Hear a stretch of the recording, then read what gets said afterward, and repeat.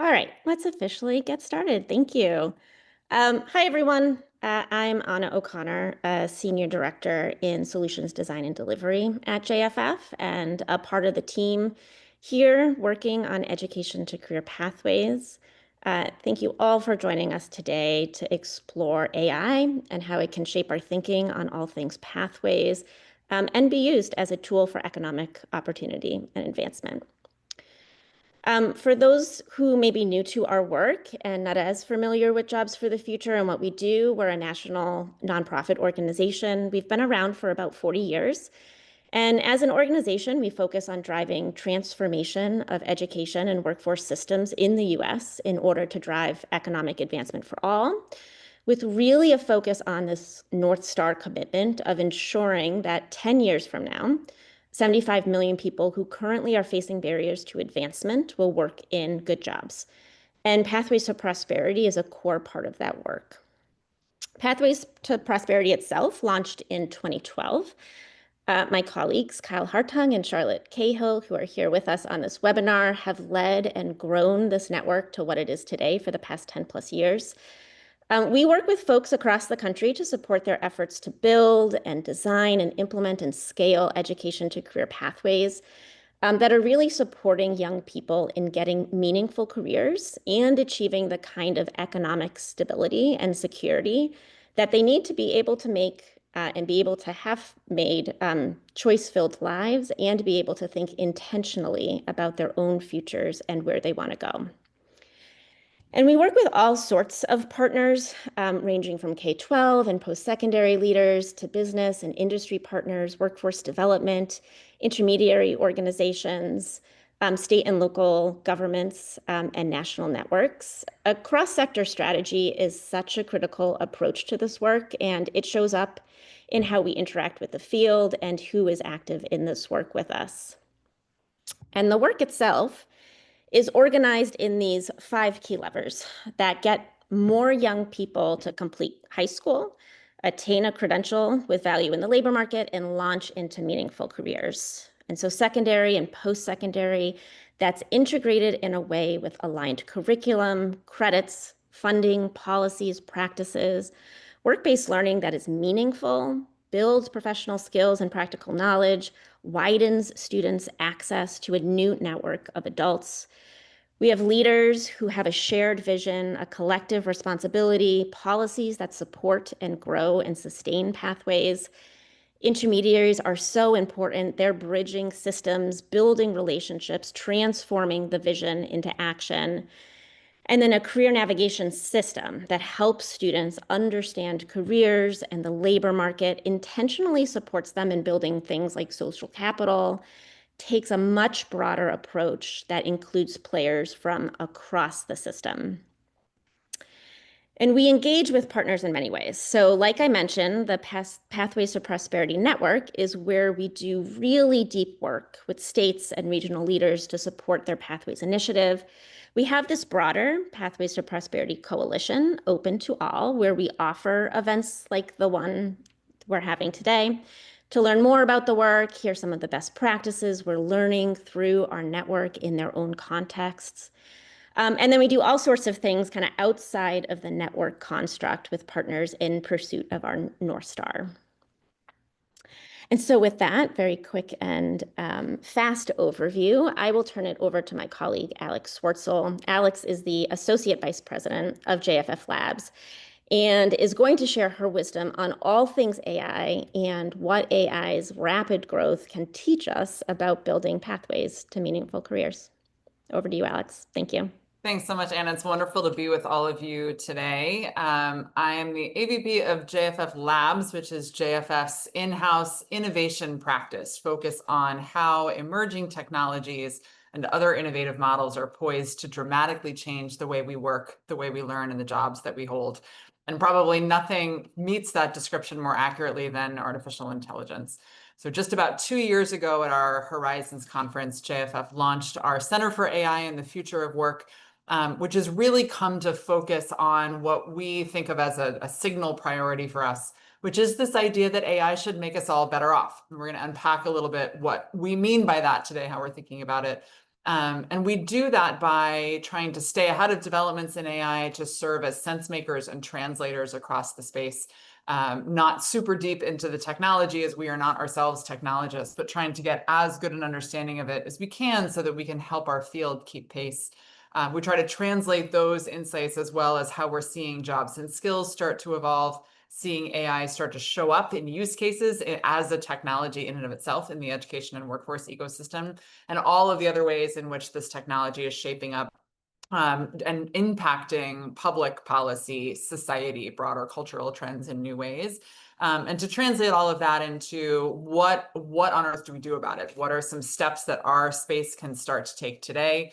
What are supports that JFF can provide to help everybody get there in pursuit of JFF's North Star goal and mission, which you heard Anna describe, which is how we attain and help more and more Americans attain quality jobs in the future, of which AI will be an essential component. We believe actually that we will have no way to achieve this ambitious North Star vision if we do not engage around questions of AI.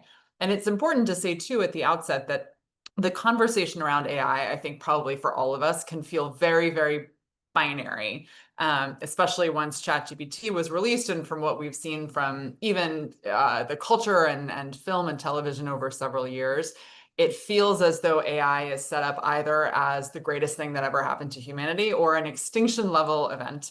And we know, and I think everyone on this call knows, that the reality is somewhere very much in the messy middle. And so as we navigate through this together, as the technology itself develops incredibly quickly, and as all of us are engaged in how we can prepare young people to meet the moment that's greeting them, there's a lot of work that we can do together.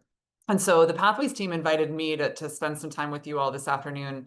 And I am just as eager to hear from you, by the way. So we're going to have some time to engage a little bit later on to do really two things. First, in the bulk of our time, to share a little bit about JFF's current point of view, some of the research that we've released over the last couple of months about this core question: how can AI make us all better off? And how can our education and workforce systems in general come together? What levers can we pull? What steps can we start to take? What strategies can we prioritize in order to accomplish that aim for the workers and learners that we serve? And then secondarily, and what I'm hoping will help us kick off a really robust discussion today, is what's next? What are the questions that we're wrestling with day in and day out? Where are we looking for signals from the field, ways that we can continue to support and be helpful, and ways that we can hopefully in turn try to influence the development of the technology or how it's beginning to be implemented in education and workforce settings, and really across the economy. So two goals for our time together today. I will start, if you can take us to the next slide, by diving into what are the four key pillars of what we call our AI call to action, which we released just a few weeks ago, and I'll drop a link in the chat as we get into the discussion. There are four pillars here. One is on work and livelihoods. That's the first one, and I'll talk about the next three in just a second. And so each of these pillars is essentially saying, what is it going to take for AI to make us all better off? What are the steps that we can take? And what do we know today about what that's looking like? And so obviously, anytime we think about quality jobs, we are thinking about how forces like AI are poised to create the kind of jobs that learners are going to step into either today or into the future.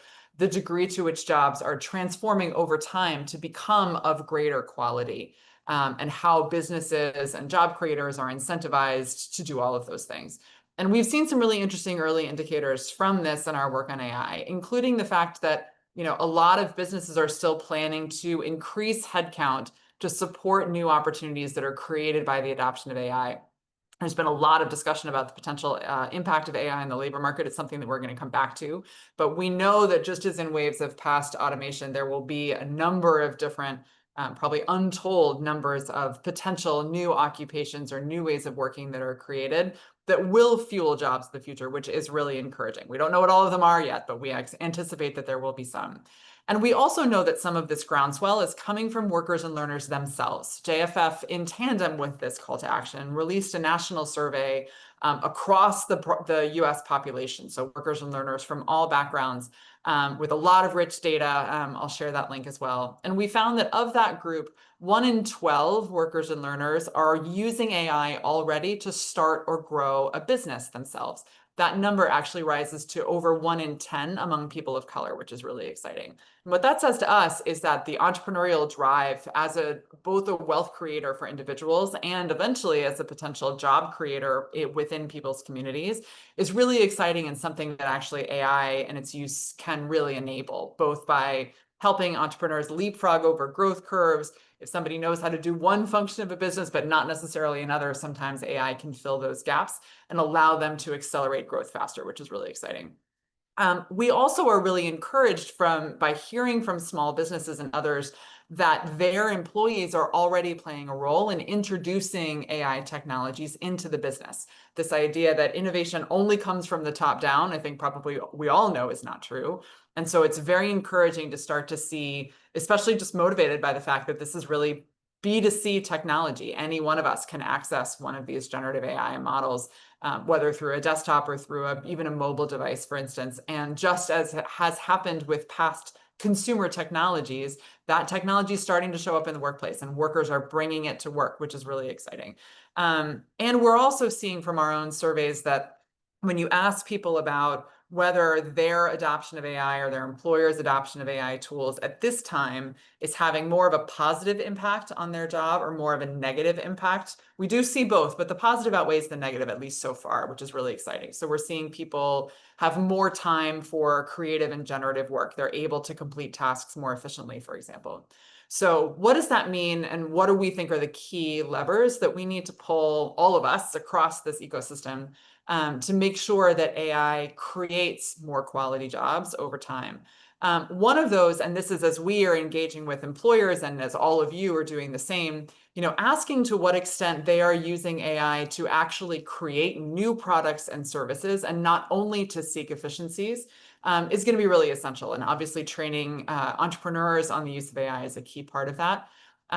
In order to not just create new quality jobs, but to ensure that the jobs that exist within organizations are themselves of greater and greater quality, employee engagement is a really critical part of this. And so we've been encouraging employers and helping think about strategies that will allow job creators and business leaders to engage employees to actively shape AI development in their organizations. So talking about how they're using AI at work, coming up with example use cases, for instance, running hackathons. There's a lot of innovation here.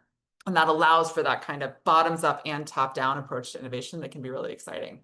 We also are really starting to dig into, and I think this is a bigger conversation happening probably amongst all of you and across the space in general, is to better understand where humans truly bring unique capabilities. And this is going to be a key question because as all of us that have played around with AI tools know, these capabilities get better and better and better, particularly with the advent of what's called agentic AI, more and more complex AI systems that really can do a lot of the day-to-day tasks that humans otherwise, might have been engaged in doing, especially in the early career.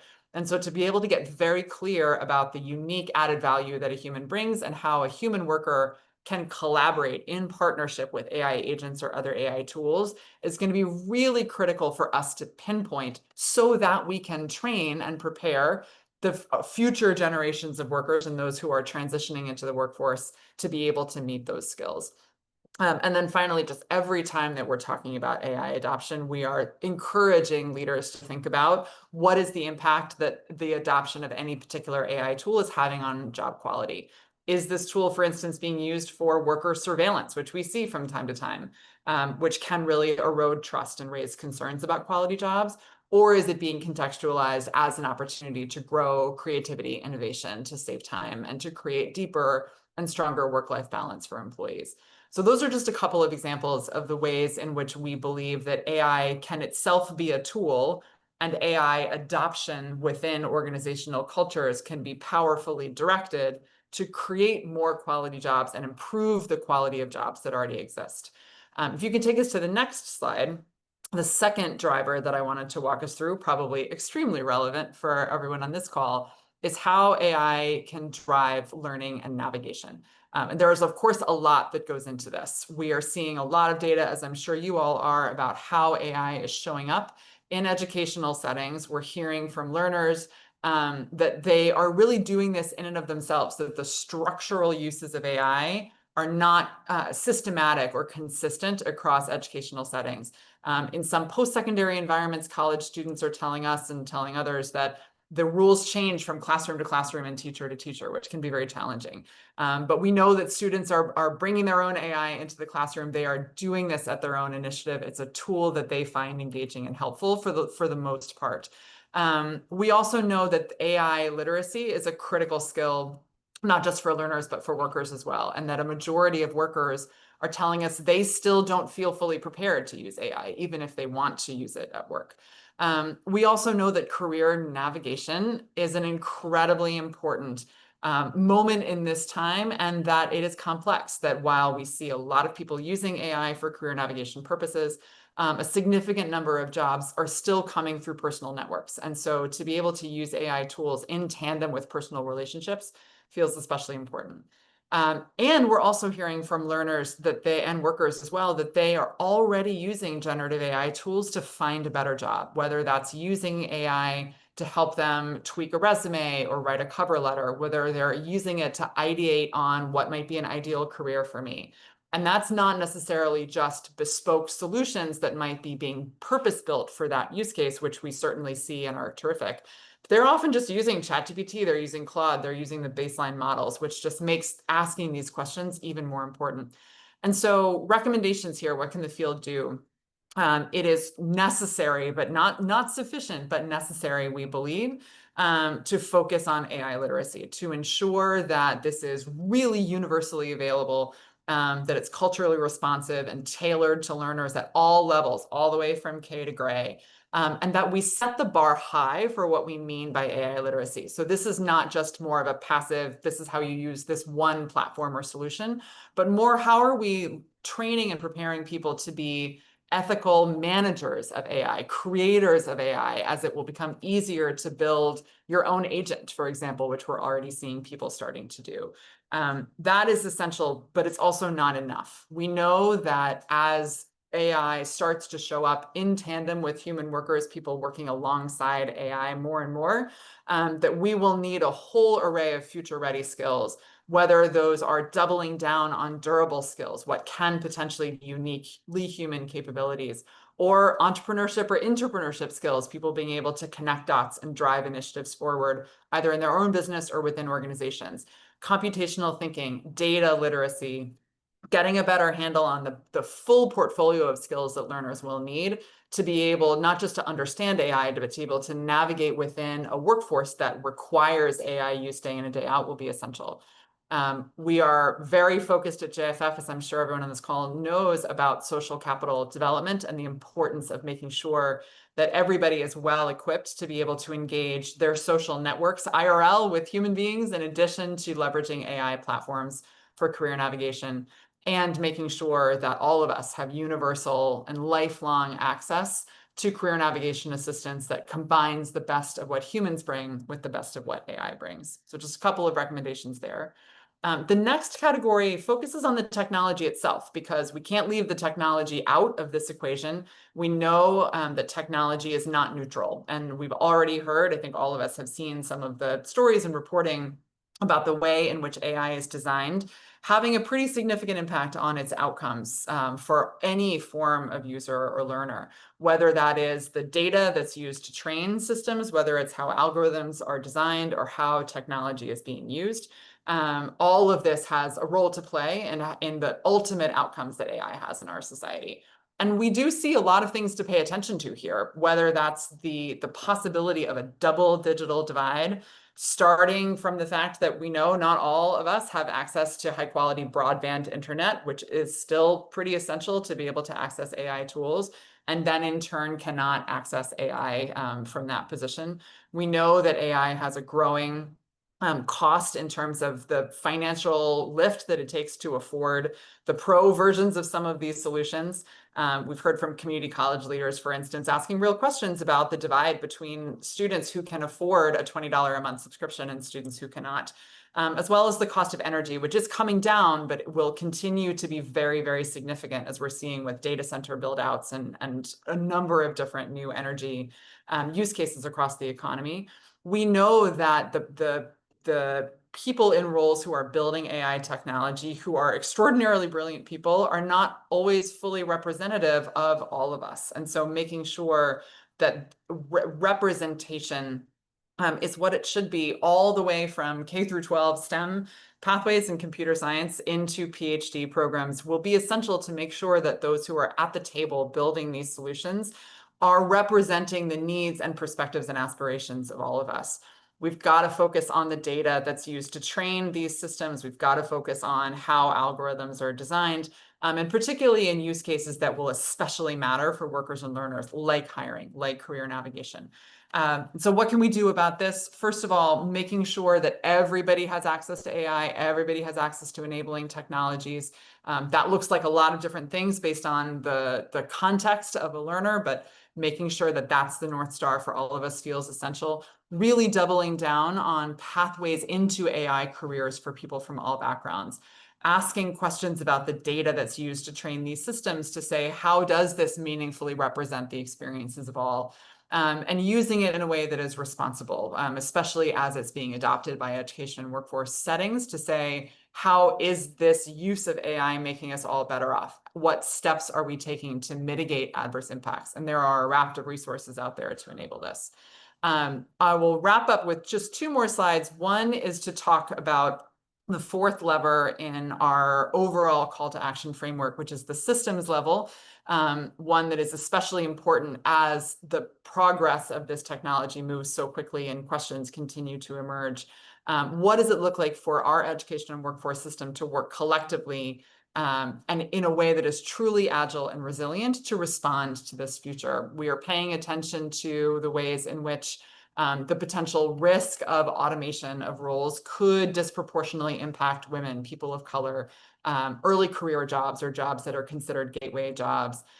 Some real potential limitations in labor market data, given just how fast this space is moving, as well as some very real constraints that many of your organizations face and that organizations across the education and workforce continuum face.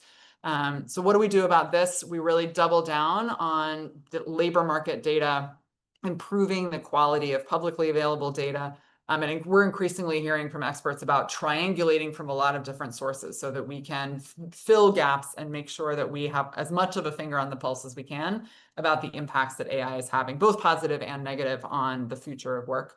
That we are investing in and supporting lifelong learning, both to continue AI-related upskilling, but also in that whole array of durable skills that I named earlier. That we are supporting and holding the hands of organizations and institutions in the workforce and education ecosystem as you all are adopting this technology, as you are grappling with what it means for your learners and workers, and what it looks like to be able to build systems that will continue to be agile and adaptable and resilient as the technology progresses faster and faster. And lastly, we are thinking a whole lot about the early career and how we can start to explore different models of early career roles, work-based learning opportunities that allow us to think differently about what one's first job might look like. That's a great place for us to start to close out and to tee up the conversation. So what I just talked you through is the points of view and research that we've already released, but we also wanted to pull back the curtain a little bit and give you a window into some of the questions that we're grappling with at the Center for AI alongside our brilliant colleagues across JFF.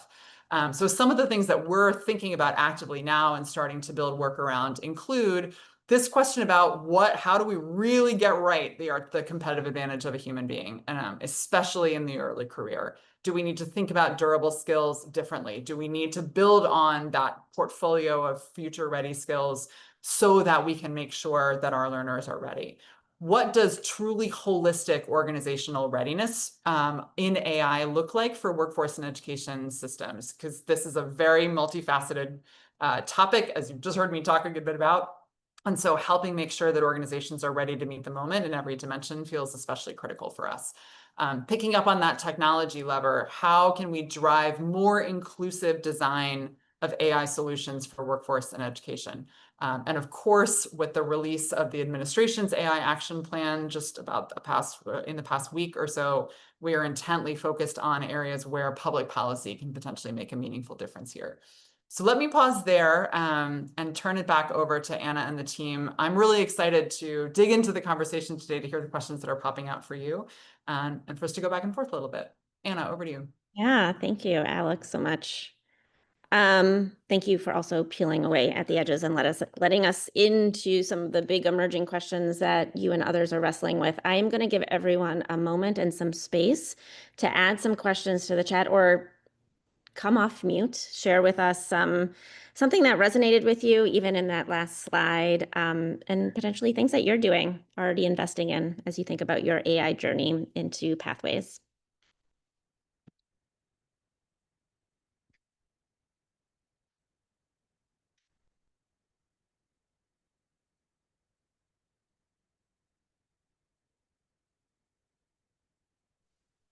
Hi, Alex and Anna. This is Jamie from Lift Youth Build here in Hugo, Oklahoma. Um, our program is focused a lot on industry recognized credentials. Can you guys weigh in on anything that has been developed yet as far as, maybe kind of like a base level AI industry credential?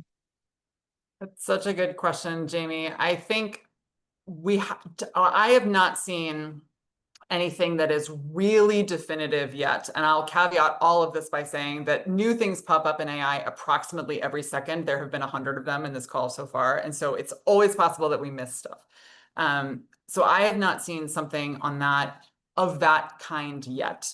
I do believe that the industry is starting to think about what it could look like. But there is, and I think where we are starting to see signals, a whole raft of training, whether that's on LinkedIn Learning, Coursera, Google has offerings, IBM Skills Build have offerings. Basically every, especially tech-driven platform that you can imagine has something like this. And we're seeing that where workers are able to, job seekers, learners are able to include even those credentials as part of whether it's their LinkedIn profile or their resume or something they're putting forward to an employer, that is still a really strong signal of their interest in and skills around AI. And so absent the truly magisterial AI kind of industry recognized credential, I would say anything is better than nothing. And particularly where if you're looking out for offerings that would be potentially well aligned for your learners, I think the two things that I would look for are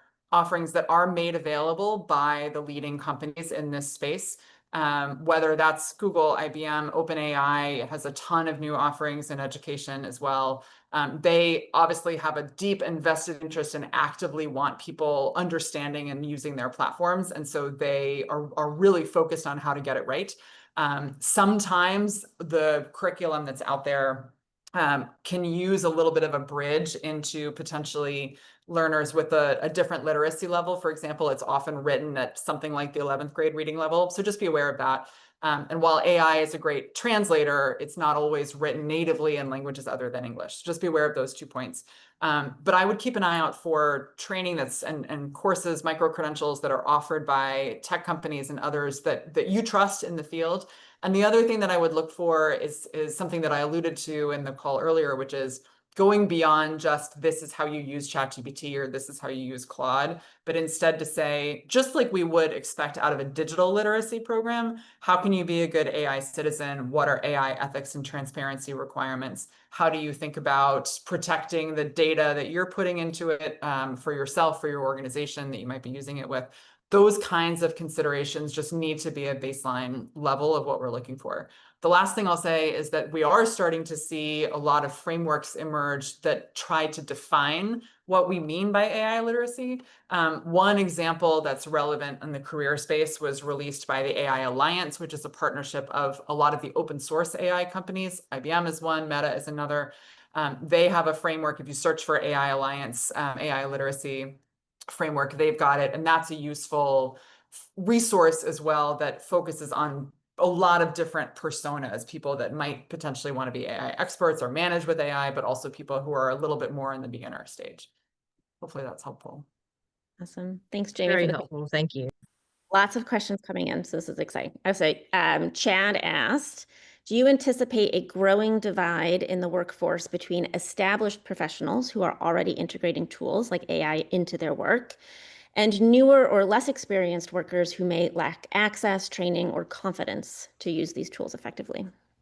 Yes. Yes. I mean, yes, I think that's what we are hearing from every employer that we talk to. And honestly, I think what I can speak from my own experience as somebody who uses primarily ChatGPT, sometimes Claude, sometimes Copilot. In my own day-to-day work, I use it as a thought partner. I use it as a research aid, and that is one slice of use cases for somebody in a very particular job.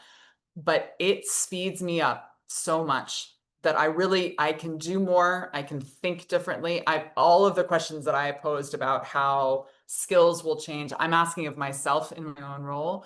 And so I do think that increasingly we are going to start to see that divide, and that, that will be more and more relevant in spaces like software development, where the use of AI co-pilots to help people code are just the price of admission at this point. But I do think that that's going to start to be more and more true in more occupations.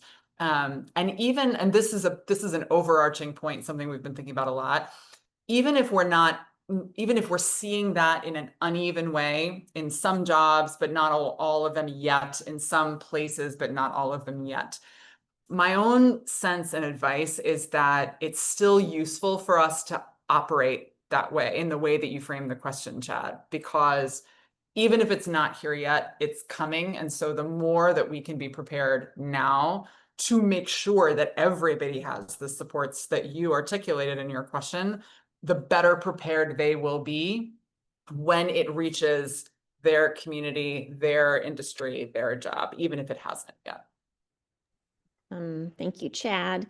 Joseph, one thing on my mind is access to AI, changes in the workforce, rural broadband in rural America. Any unique work happening in this space with JFF and AI?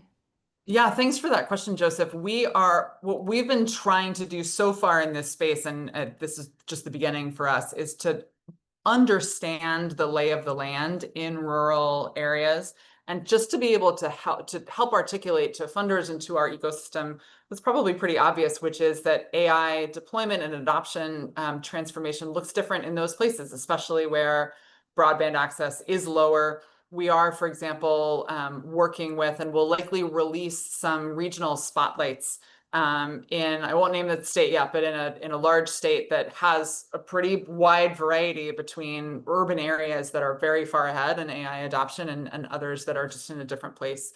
And so just to be able to describe the ways in which rural areas, education and workforce ecosystems are starting to think about AI. There is great innovation happening in many of those places that's not necessarily getting the attention that it needs. And they also need really tailored solutions, like a real spotlight on the need for broadband adoption, for example. So essentially our work today is just trying to get as granular and understanding where we can about the levels of readiness and what the space looks like in areas that are outside New York and the Bay, for example. I'll also mention that Brookings has recently released some new research that I need to dig into myself more fully, but it is essentially a map of AI readiness in different regions across the country on a number of different dimensions. So that just may be helpful data for you as well. Awesome. Plug for signing up to our newsletter, where we can embed all of these wonderful resources that Alex is mentioning. Thank you, Joseph. Carrie asked any overall advice on ways to communicate to the entire K-16 collaborative.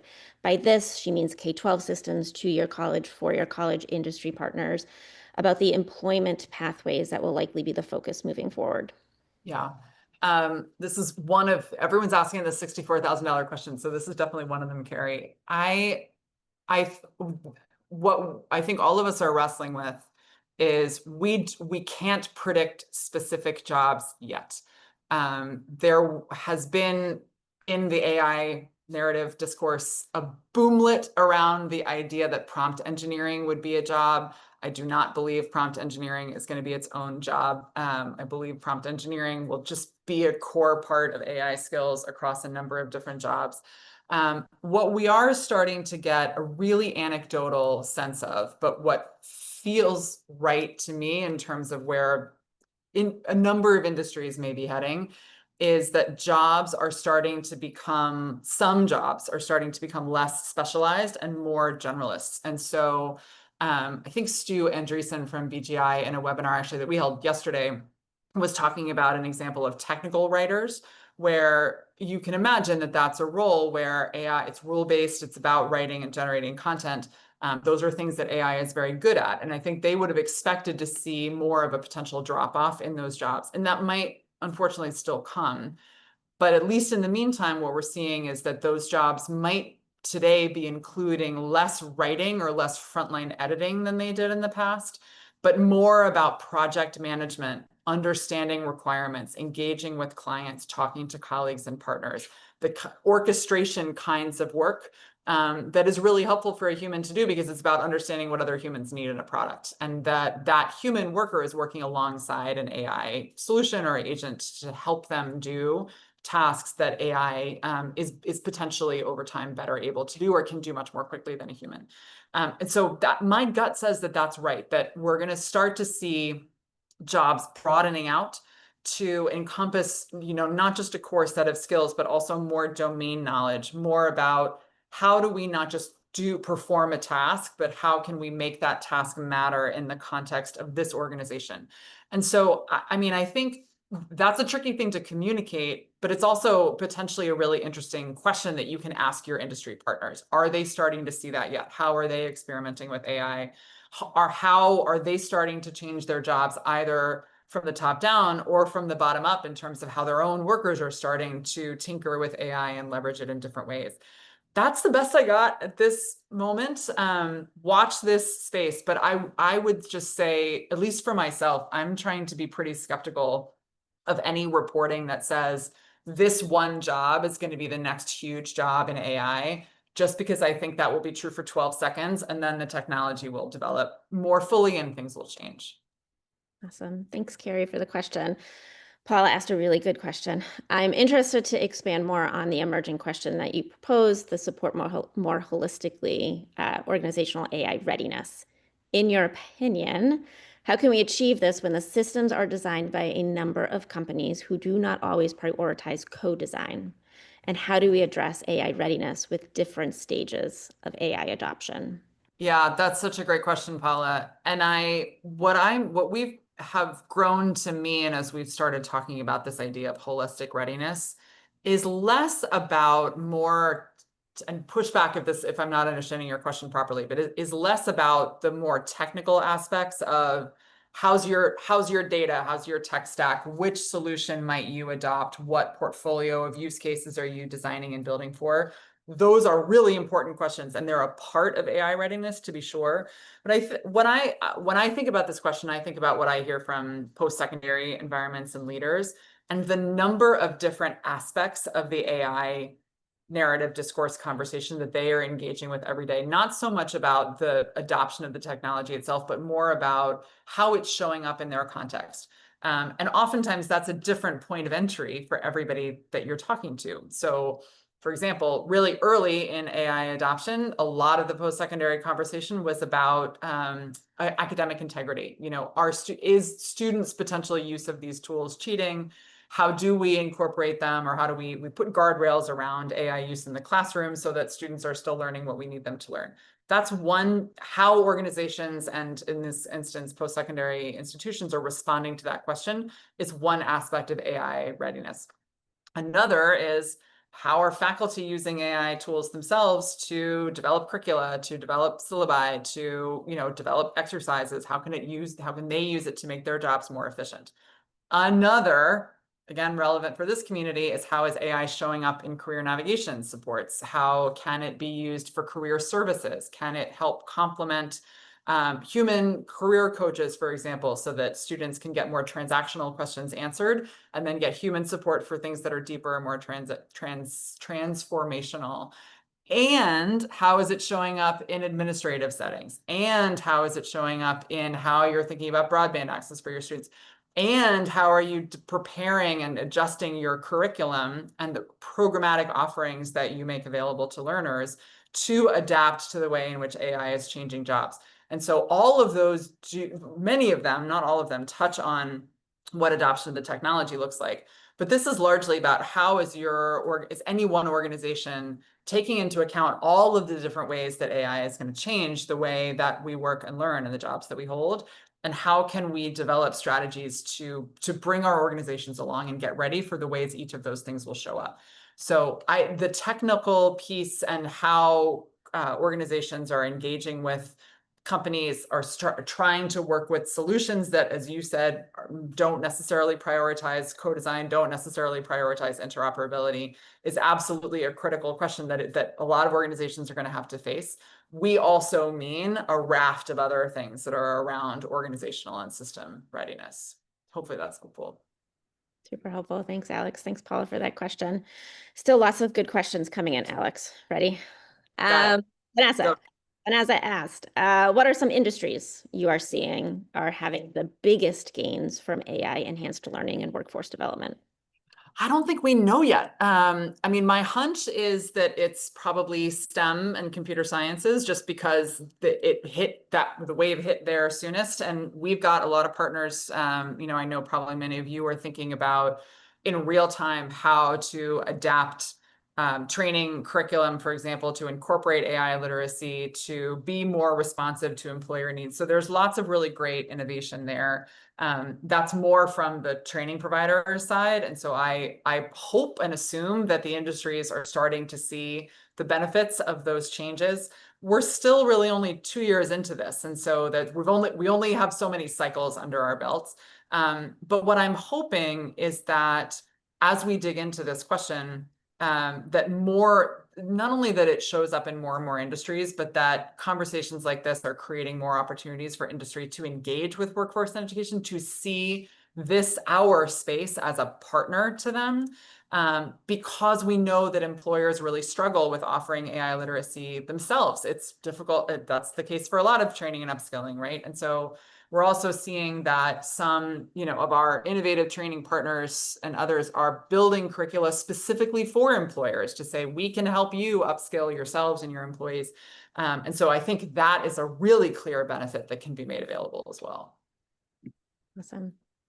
Thank you, Vanessa, for the question. Jen asked a really good question because it speaks to our kind of audience, our population around pathways, which is young people. How are we preparing young people for entry-level roles? When and how entry-level roles are being impacted and still being defined? How do we continue to help young people navigate that when we ourselves are still navigating the space? Yeah, that yet another, not even $64,000 question. This is the $100,064 million question. Here's my hunch, and everyone is thinking about this actively right now, that this is about a couple of things. One, helping young people orient not necessarily around any one occupation, but around a family of occupations, an industry, even a company potentially, where they see opportunity, they see alignment with the way that they want to work and live in their future, because jobs will likely change so fast. That's one. The second is that, and everyone I think is thinking about this, but that preparation goes beyond any individual technical skill set. Like, again, in the tech world, this is no longer only about can you code in Python, but about how do you understand the context in which you're building solutions? How do you understand what your business values, what your industry is doing? How can you learn to ask better questions and to pressure test probably the output of AI models to make sure that this is working for your company? This is about critical thinking skills. It's about communication skills, for example. It's about leaning into proactivity, demonstrating value, being entrepreneurial, even within the context of a company, and orienting towards skills that actually do operate more at the mid-level potentially than the entry level. We know that some of our colleagues in the training ecosystem are starting to think this way, to really look at job descriptions, not for entry-level roles, but for frontline managers, to say, what skill sets do those roles need? Let's leapfrog over and start to train for those, which can potentially be very different. Can be about how do we oversee human workers. Increasingly, it will be about how do we oversee human workers and AI agents, for example.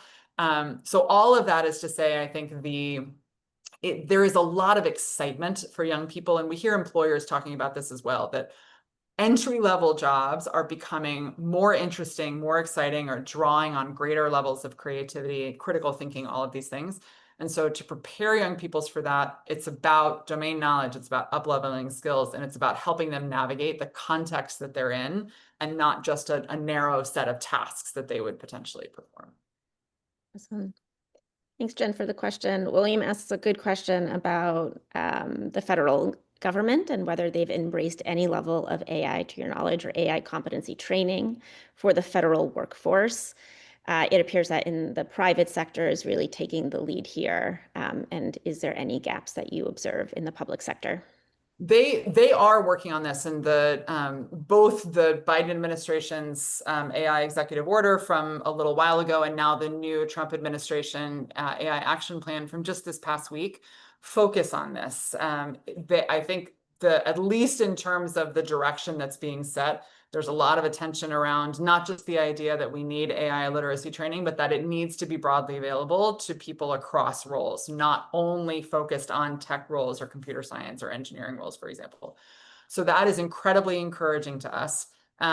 We got to see what happens. The federal government's very large, and so anytime they are engaged in this kind of training, it's obviously going to take them a little while.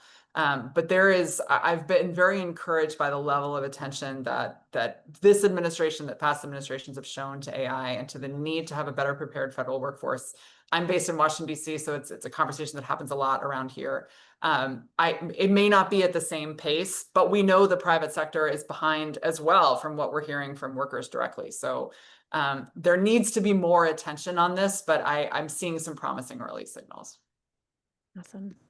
And I'm seeing some great contributions to the chat in terms of some resources and good thinking, and then want to elevate this last comment, which could be a question too, is really thinking about the pace of change and how quickly AI is evolving around us. And what resonates with you there? What recommendations do you have with this crew about keeping pace? Give yourself grace. It's not easy because it is happening so fast. It's hard for us. Me and all of my colleagues struggle with this every single day. So I would say, what I say to myself is every little bit counts. If you can do a little bit every day, do a little bit every day. There are great resources out there. If you are I like to follow people on LinkedIn. Follow Ethan Mollick, Mollick, I think, who is a professor at UPenn and is a tinkerer in emerging AI models. That is just he's a really interesting person to watch to get a sense of how things are starting to change and what emerging capabilities are. I listen to a podcast called the AI Daily Brief, which is very short. It's my breakfast listening these days, and they do an overview of AI headlines and then do a deep dive into a different topic. I think it's daily, essentially. So there's a lot of that to choose from, and you can hop around for what you're seeing. I would also be remiss if I did not say, and I'm sure everyone's thinking along these lines too, is experiment with it yourself. The tools are publicly available, at least at a baseline level. And there's really no substitute to just playing around, especially for a use case that matters to you. Be careful with your data. There's a way that you can toggle, as probably everybody knows, so that it doesn't train itself based on your data, which is really important. But the more that you can get your own sense of what's out there, even just Googling, use cases for my job or my setting, there's enough out there now that will probably be a helpful start. And I think that's on the sort of trying as best we can to keep abreast of change. But Carrie, your comment has another component in it, which is we have a lot of structural components to our space that don't always move at the speed of the internet or at the speed of AI. And I think that what it looks like to be able to operate with agility and speed within each of those contexts obviously varies based on the context. But I would say where there are opportunities to pilot, to test something, to engage in a more iterative way, to experiment with something, this is the thing to do that about. Because it's going to move so fast, and because my own suspicion is that what we're going to need to see in our space is a real reimagining of the way in which we develop curriculum, get curriculum approved, iterate on curriculum, engage with employers as just one example. And so where there are avenues for expedited or accelerated consideration for those things, either externally, internally within organizations, use them for this, because this is what those were designed for, and we'll probably need even more of them. Thank you, Alex, for your insights. Thank you for the wonderful engagement in the chat. Let's end this conversation with a quick poll, which will then resonate on for a little bit. 2 quick questions.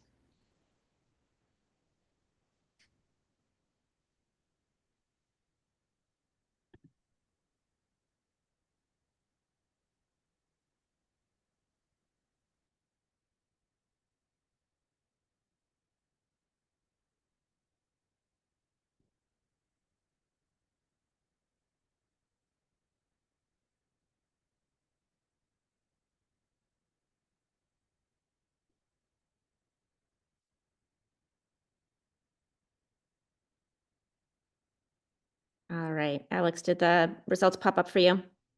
They did. I'm seeing that the majority of our respondents say that the most important action is investing in training and readiness, which definitely resonates with me.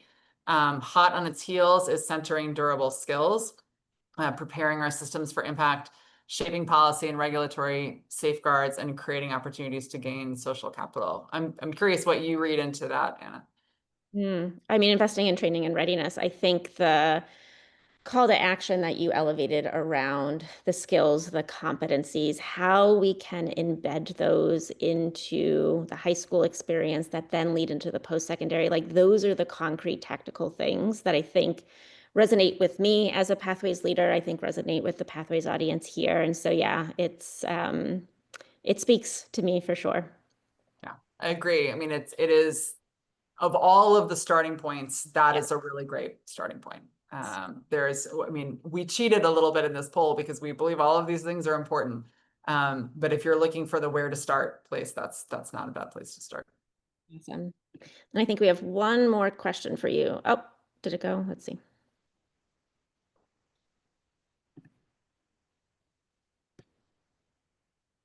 All right, last question.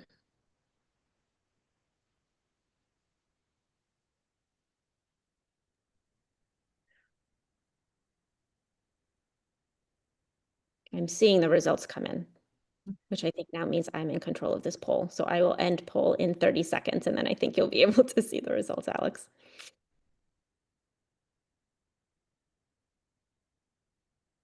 All right, I'm going to end it now. Interesting stuff. All right. And See others it? might be able to see this too, but I'm seeing that the a little bit more evenly distributed than Everyone's a little bit concerned about all the things. everything, which I got. Yeah. I got us too. But leading is ethical and inclusive use of AI, followed by a tie between impacts to jobs and preparing young people for an AI-driven economy. That tie makes sense to me. Keeping up with the pace of change, to that last question, and access to tools and opportunity. I mean, this definitely resonates with me, and I think honestly, on the front around ethical and inclusive use of AI, we didn't talk about this as much in the rest of the call, but I think that's something that we're hearing from young people as well, and maybe you are too, which is there is a whole, as is the case always, there's a whole spectrum of opinion about this, and we're hearing and seeing both young people that are leaning all the way in, that are building solutions, that are active users of AI. And then we're seeing others that are asking big questions, in some cases because that's the message that they've received from their educational institution, that AI is cheating, that it shouldn't be used, for example. Or sometimes they're bringing concerns about the quality of the data. Paula, to your question earlier about how the technology actually works. Or they're asking questions about the climate implications and of energy and water use, which is a very real concern and makes sense that it resonates with this generation. So I think young people are coming to all of us and looking for guidance, but also doing some of their own experimentation as well. So that idea really resonates. And we obviously are thinking a lot about those 2 points that were tied for 2 and 3 around impact to jobs, both potential risks, but also what we believe will be extraordinary opportunities, as well as how we prepare young people for those jobs. Awesome. Well, officially, thank you, Alex, for sharing. Thank you, everyone, for joining in. Let me quickly close out by sharing kind of what's coming up for us and ways you can